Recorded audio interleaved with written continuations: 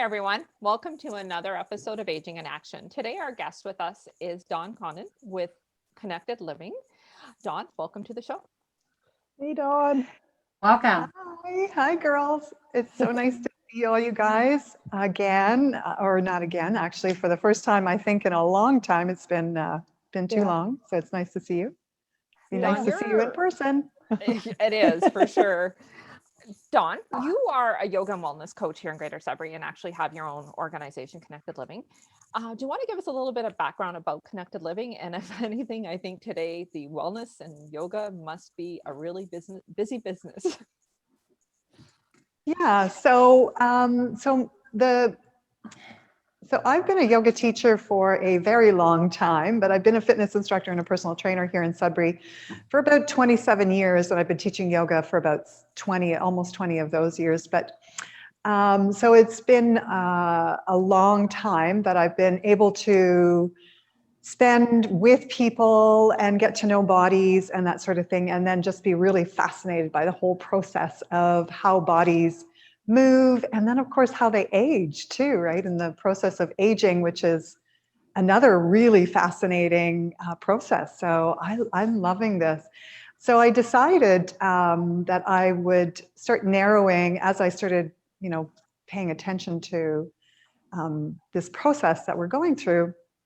I started narrowing down my focus and focusing a little bit more and more on diverse bodies, just diverse individuals. So looking at different age groups and different capacities and abilities and that sort of thing. So over the course of time, I've developed accessible yoga programs. So not just for those young and sexy little sweet things that we often see in magazines doing yoga poses, standing on the edge of a cliff with their leg wrapped around the back of their head, right? Yeah, which is yoga. It's a pretty picture and it's lovely gymnastics, but it's not yoga, So I developed programming around real people with real bodies and real lives. And so over the years, I've just sort of refined that and built the business that way. I just moved into a bigger studio location. So funny how things happen. When COVID hit, I was in a small studio around the corner on the second floor. And the only way for my clients to get in there was to walk up a set of stairs. And I thought, and that always bothered me because it really limited the kind of people that could come to take advantage of my services. The only people who could walk up a set of stairs were able to come in. So when COVID hit, I thought, this is a good time. I think this is a really good time to start looking at space. And Gwen, you're a real estate agent, so you kind of know, I think everybody in the world decided to do that. Not quite at the beginning, but as sort of time went on, we started realizing that the spaces that we're in, didn't suit our purposes, and that happened for this business as well. So I moved in around the corner into a beautiful studio with windows all across the front of it, parking right at the door. Nobody has to walk up a set of stairs, and it's been wonderful. It's been really wonderful. So here I am, Connected Living. I think I've seen your new sign, Dawn, driving down the highway. You have a sign outside your new building, right? Yeah, I'm almost across the street from you guys. So I'm at the Four Corners. So you guys are right on the Four Corners in the building. Yeah. So we should take advantage of that, Nikki. And well, once this lockdown or that gets over, we definitely should swing on by, and I could definitely benefit from some wellness. Well, here's the thing. Even though we're all in this sort of lockdown where we're not allowed to go out and do this sort of thing, coming to a yoga studio and actually coming to classes, and people were coming, once we start getting the restrictions started to lift a little, people were coming to class. People want to come into the studio, but because we're restricted now, people are okay joining virtually. So it's really kind of interesting, so you are welcome to join me virtually. So there's kind of no excuse, is there? That's really. Yeah. Sorry, Nikki. No, you go ahead. I was just commenting on what she said.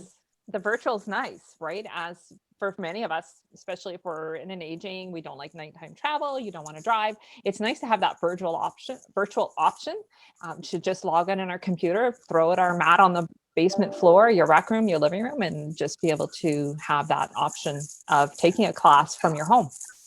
And I Yes. think there's quite a benefit from, doing it virtually as well, because I know someone like myself who is not, have never done yoga before, right? And when you go to a physical class and you have a lot of people around you, and I don't know if other people feel this way, but my first thought would be like, am I doing it right? But if you're at home and you're doing it virtually, nobody's looking at you except my dog and my husband, right? So how have the virtual classes you've been hosting, how has the turnout been? How is the feedback? Yeah, so it's been really great. And for those reasons, because especially for people who have issues around driving at nighttime, right? Or we're in Sudbury and we know what winters are like here in Northern Ontario. One day there's a snowstorm and the next day we might be in our bathing suits. God, True. that's the Summer, nice winter. sort of having this option of coming into the studio or staying home because say if you're sort of trying to practice, say Monday, Wednesday, Friday, you come into the studio on Monday. Wednesday, there's a snowstorm, you stay home. And, by the time you dig out, it's Friday again, so you can come back to the studio. Or if you don't dig out in time, you can stay at home. And it's been really, really great because like you were saying, Nikki, if you've got issues around driving at nighttime, for example, or we do run into weather, class is not canceled and you're not losing your money and you don't lose the opportunity to practice. Being at home has all those advantages for a lot of people in that, they don't have to feel like they're uncomfortable. And here's the thing that I'm always battling with people when they come into a practice, right? Whenever somebody comes into the studio, they plaster themselves up against the back wall and think that they're invisible. That'd be me. And we all do that. Yeah, we all do that. I can still see you back there, by the way. You're not invisible. Nobody's gotten that skill yet. But what I really try to encourage is whether you're in the studio or not, it's not about, there's no such thing as doing it right. Doing it right means that you are hearing what your body is telling you, that you can hear all the busyness in your mind, and most importantly, that you're breathing. Like you have the capacity to stand back as a witness and go, oh, I'm wandering around in the grocery store. No wonder I don't know where my right arm is anymore. Like, that's an interesting observation. Or, when I move into this shape, I can't breathe. Maybe this isn't for me. Maybe I need to make an adjustment. And that's what yoga is. It's not about watching somebody and following them. It's not a Simon Says class. This is an introspective way to discover who you are and what is best for you. And that's like yoga is so profoundly personal. And that's what makes it accessible. Because I can have a room full of people here, one person who can't get down on the floor, one person who might have vertigo, one person who can take their leg and wrap it around the back of their head, and one person who's a newbie, completely new, but still able to move. I can get all of those people in the same room and we're all practicing yoga together at the same time. So we're all doing Warrior One. We're all doing Bhujangasana, which is cobra or back bends, but there's a way that yoga fits into your body, not the other way around. And if you're practicing at home, that's really great because that takes that pressure off about being in a group. But remember that it is your practice. So it's profoundly personal. It's all about you. How often do you get a chance to say, no, this is all completely 100% about me? Yeah. Right? Dawn, so as we age, what's the most important thing that we have to, like, is stretching? Is it strength? What's the most important thing to get us through without falling down, without having injuries? Because, breaking a hip when you get to a certain age, for a lot of people, that's a death sentence. So what is yoga? What's the most important thing that we can be doing? Right. So we can't peel out one from the other. They're all connected. Our bodies are a chain. What happens on one part of the body can be reflected in another part of the body. So most of the time, we lose flexibility and strength together simultaneously. So we need to work them back together. Those two create your ability to balance. So if you don't have enough flexibility to reach, to let your arm extend and move forward, from your ribs, because your shoulder, the muscles are too tight, or you don't have that flexibility, that's going to cause you to fall, because it's your body can't adjust for that balance, right? Your legs can't hold you up. So it's really important to keep flexibility and strength together. Now, it feels really, really good to stretch as you get a little bit older.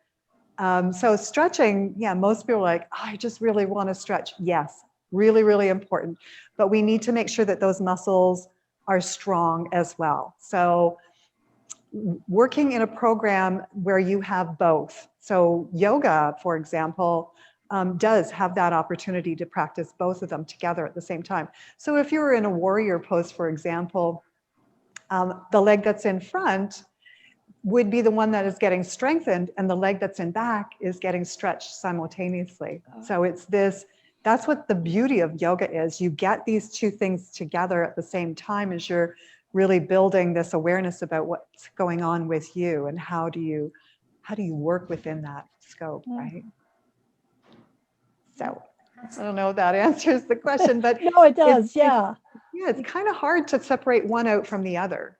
You need them Because together. So do you have, Dawn, different programs for different, and I think age is the wrong word that I'm trying to look for here, but like, for example, someone like my mom, she's like 80 years old. She's semi, she's okay, still drives, still does her own thing. But I mean, I keep trying to tell her, there's exercises you could do sitting down. Oh, right? Yeah. Do you have like a program for, because to her to go do like a yoga thing or an exercise thing, she's like, well, I'm going to fall on my face. Right. So do you have a program that accommodates that age or that? Oh yeah, absolutely. Body, whatever you want to call it. Of them. Yeah. So here's the thing. So I have a chair yoga program. Oh. And yeah, it's wonderful to do yoga sitting in the chair, because, you might have an injury, you might be recovering from an illness, you might have, cranky knees, your balance might be challenged, those sorts of things. Now, we do a lot of the practice in the chair, but we don't spend the whole time in the chair, because as a culture and a society, we already sit way too much. And then as we age and we are less and less involved in, jumping up and getting kids out the door and then getting ourselves to work and getting to our volunteer and, those sorts of things, we start pulling back out of those things. We spend even more time sitting. So we do start in the chair, or we will go back and forth between standing and sitting, because if we're spending all this time sitting, then we're defeating the purpose of building strength. Having said that, we do a lot of that. We can build a lot of strength in the chair. So, for example, like I was saying earlier, I can have a diverse group of people in the practice in the room at the same time, and have somebody doing a warrior posture in the chair, as well as somebody doing one standing up. And those people who are standing up can certainly come to sit down in the, can stand there for a few moments and then come to sit down in the chair, and vice versa, right? You can do it for a few moments seated in the chair and then come to stand. So you do have the option of getting these together, right? Because although we spend a lot of time sitting in our culture, we have to get up and go to the bathroom. We have to get up and walk to the bathroom, which means we have to be able to stand go to the washroom, sit down on the toilet and get back up again, right? And that's Yeah. the struggle that we all have, is started to get down on the toilet, but then to get back up again. So yeah, so even in the chair classes, we do spend a lot of time in the chair, but a lot of that we also do spend time standing. Now I do have another program called Strong and Balanced Seniors, where we work on very specific balance exercises, very specific leg strengthening exercises, very specific exercises that really encourage the body to remember that it knows how to balance, to bring that memory back and to keep all of those structures really strong, and continuing to hold herself upright, right? And I also teach people to get down on the floor and get back up again in a safe way. This is a really important skill to have as you age. If you fall down, you don't want to be found 3 days later, you know, in your stairwell or beside your bed, because you don't have the strength to get yourself up off the floor, or you don't know how to get yourself up off the floor safely. So it's a huge part of my practices, is to teach people to get down and get back up again. Now, that's not to say that everybody can get down on the floor, but we build the skill around it. Quite a few years ago, this happened actually quite a few years ago now, this woman came to one of my Strong and Balanced Seniors classes in a walker. She never got down on the floor, ever. But she did the exercises in the way that I showed her, so that she understood how to do this when she got back, you know, if it ever happened. And funnily enough, I didn't see her, the program ended, didn't see her for about a year. And I ran into her at a coffee shop and she said, "Oh my God, I can't tell you how grateful I am for you and taking those classes," because she said, "I did fall and I knew how to get back up again. It took her a while. It was a struggle, but she got herself off the floor. So by the time the ambulance actually came, because she had one of those buttons, she was back up off the floor. So when the ambulance showed up, there she was sitting in the chair waiting for them." But, you know, she never got down on the floor during the class, ever. She never let her hands come off that walker, but she knew how to do it. She did all the exercises modified in a way that was perfect for her. And so she was able to get down on the floor and get back up again when she had to. And that's a skill that we all need to have as we age. So Definitely. I'm big on that. I'm a big I- advocate of that. I can Besides, remember, there's fun yeah. stuff on the floor, like grandkids. Right? So, Yeah, Dawn, before all the COVID happened, did you go into like nursing homes, retirement homes, or are you strictly in studio, or is it a bit of both? yeah, so I did a lot of both. I'm a freewheeler. Like, I love to, I'm not one to be stuck in one spot for long. So my studio has all of my group classes. I work one-on-one with people in their homes. So I have some homebound seniors who, or actually a couple of them aren't seniors.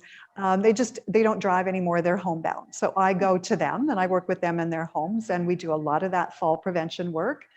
And yeah, before COVID hit, I was going into Chartwell and Amberwood and Westmount and a few of the different homes, Finlandia. It was really, really nice to be able to go and do that. And I really miss not being able to do that now. Yeah. So one day we'll get back to it. Soon. I hope. Chartwell and I are talking about doing it virtually. So we might be able to do that at Meadowbrook virtually. Still chatting and seeing how they're going to be able to, if they're able to gather their clients together in a room or not. Right. Yeah. So Dawn, I have another question, because I've been asked this myself, because I'm, you know, as a business owner, and I thought it was really interesting where, so do you think once COVID is over and the whole world allegedly comes back to the new normal, whatever that is, do you think that that's something now that you'll integrate into your business, having your in-studio yoga, but yet also having the option of people joining in virtually? So you have both, right? Yep, that'll never go away. Yeah, I think that a lot of people who have started stuff virtually are like, this is a game changer for me. So yeah, that works. Yeah, now that'll never go away, but I'm a big believer in that your immunity system needs a lot of things to be strong. We know that we need to eat really well. We already know that, right? We know that we need to do some exercise. We know that. Like, nobody in this day and age knows that they need to exercise and eat well, right? Like, that's not a secret.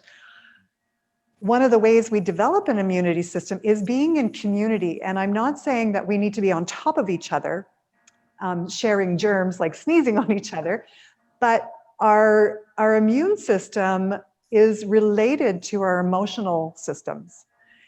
And so being in community with each other, and I mean just in the same space as other people, interacting and building emotional connections, because you're able to look at somebody in the eye, not through a lens, because we sort of lose something when we look through the lens, but actually being there and interacting with them, we get so much more. Like, we're only looking at each other from, from our belly buttons up, or, from our collarbones up. Good thing. So much of Good thing. communication. Yeah, right. Like, so much of communication. Are you wearing pajamas, Gwen? No, You were but wearing pajamas. COVID, what is it, the COVID-15 or whatever it is? Yeah, I think I'm guilty exactly, of that. right? Like, but I mean, look at me, I'm waving my arms around here. I'm also, when I talk, my legs are doing things, and like, there's all of this surrounding our communication system that, is deeply affects our emotional systems, and our emotional systems are related to our immune system. We're a whole package. And so being in community with other people is part of our immune system. And so, and people, like, I can't tell, like, I'm a social butterfly. I want to be around other people. Yeah. So many other seniors, especially, want to be in community, in the same location as other people. Like, that's, our social structure already isolates seniors in particular. And I think that's really tragic, because seniors are the least touched age group in our society. And if you're only doing this virtually, you can't touch somebody, right? There's no hugging, there's none. I mean, I desperately miss my daughter and hugging her, like, desperately. We all feel that way, right? With our loved ones. And that's part of our immune system, not necessarily touching them, but that need to be in community with other people. Your social systems are a big determinant of your health as we age, especially as in our culture, where we tend to withdraw, right? As we age, we tend to withdraw. In lots of other cultures, the seniors are just part of the family, just part of the dynamic. Because they have so much more to offer. We have a lot to offer, as a senior. So it's important to have that opportunity to be in community with other people, as well as not have to drive in a snowstorm, right? So yeah, this is never going, I'm always going to have the hybrid option of being in the studio and coming to join us virtually as well. So, Wow, that's thank you, Dawn, for that. I mean, I miss you. I miss I know, seeing you at different networking events. I'm sure Yeah. I'm not the only one here. We Yeah. love your passion. We love your energy. And before we do wrap up our episode here, is there any final thoughts that you have you'd like to share with us and our viewers? Oh my God, I've got so many of them. I'm all about just, yeah. I think we just need to be kind, right? I think one of the biggest things we can do for ourselves and for each other is just to be kind. And I mean, we know that holding a door open for somebody else is being kind. We know that. But I'm talking about to understand that kindness isn't just an outward expression, me doing something for somebody else. That kindness actually can be, oh, you know what? I need a nap. I really need a nap. I need to move. I need to go get a drink of water. I need to get out of this chair and go get a drink of water. And to honor who who you are at the very core of your being, because that expression of kindness travels out into the rest of the world. And we need it desperately right now, desperately. Sure I do. couldn't agree more. Be kind to others and be kind to yourself, right? Yeah. Thank you so much, Dawn, for coming on our show, helping our viewers age in action.